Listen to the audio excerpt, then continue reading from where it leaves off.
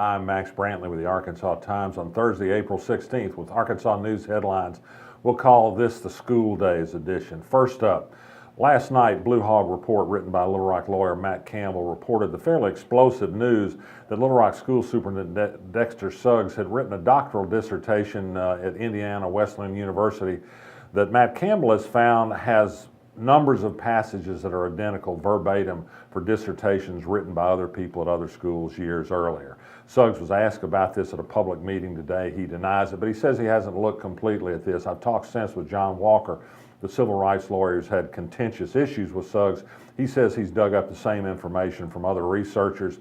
The state education department says this is a serious matter and doesn't want to jump to judgment, but indicates perhaps it will investigate. It certainly needs investigation. Apart from whether or not Suggs has exaggerated his education credentials, there's a question of his judgment. It's been a bad week for Dexter Suggs, who's been left in charge of the Little Rock School District by Johnny Key, the state education commissioner, who now runs the school district since it was taken over by the state. Suggs has had to back off a plan to shut Rockefeller Elementary School this summer. He's had to back off a plan to end the historic early childhood center that was begun by the legendary Betty Caldwell and moved to Rockefeller some years ago. Today, he had to back off a plan to end pre-K education at Forest Park Elementary School in the Heights, an A-rated school with a dedicated PTA that rose up in arms about it. He had a flustered meeting with parents there today. He took off in a number of school reorganization efforts without talking to teachers or students or parents. It was a bad idea. He's had to back away from that. He now says he'll have some public meetings. If they go as well as some of the recent ones have, they're not going to be very pleasant to watch. The education department needs to act. The education department, however, has nothing but ill intentions for the Little Rock School District in its current form, and that really became clear yesterday when a charter authorizing panel of the education department decided to take no action against the Southwest Little Rock Charter School that has failed ever since its beginning 7 years ago to produce sufficient test scores among its children. It takes on tough kids, poor kids, minority kids. It's a hard job, and I don't mean to be too hard on them. But when the Little Rock School District came up before the State Board of Education with 6 of 48 schools not scoring as badly as this charter school, they took over the whole district. You really have to wonder if there is an agenda at work at the State Education Department. There's going to be a big hearing in federal court Friday that could be momentous, maybe not. John Walker wants to talk to the federal judge about whether or not the state will fulfill its commitment to provide facilities funding for the Pulaski County School District and the new Jacksonville School District that it's allowed to be carved out of the Pulaski County School District. There's a great indication the money's not there. There's no solid promise that the money will be there.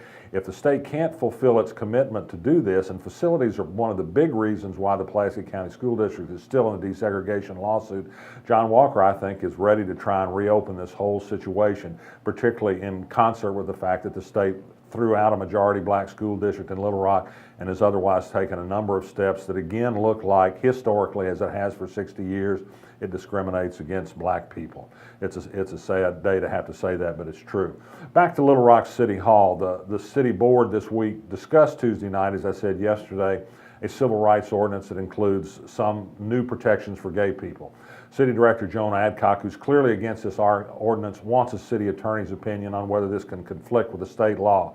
Members of the city board who support this ordinance have been dancing around this question. I can tell you that there's no point in passing this ordinance if it does not conflict with the state law. Tom Carpenter has said in a veiled sort of answer that yes, if this law passes, it will meet federal constitutional muster. Well, of course, that means it would override the state law, which intends to make it law that gay people may be discriminated against. The city should pass this ordinance. I think it's going to be a close vote. There are going to be some people wobble because Joan Adcock, B.J. Wyrick, and Irma Hendricks, all with Republican ties, seem to oppose it. It's going to be a close vote.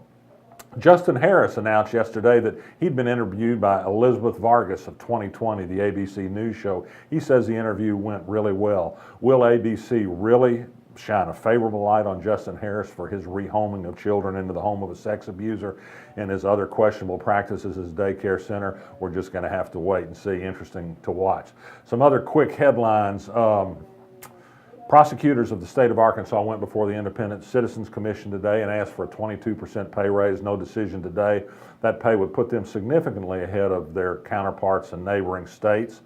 The Members of Congress in Arkansas announced today that Purple Hearts will be awarded by the Army to 2 men, 1 killed and 1 wounded by an attack by self-described Muslim terrorists in Little Rock in 2009.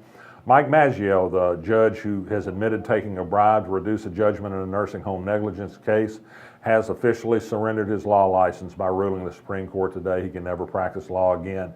And finally, this will come as sad news to some, no news at all to others, but Mike Huckabee, the presidential candidate, is giving up his radio show. Instead, he's going to subscription model for his newsletter. Would you like to pay $7.95 a month to get exclusively the words of Mike Huckabee?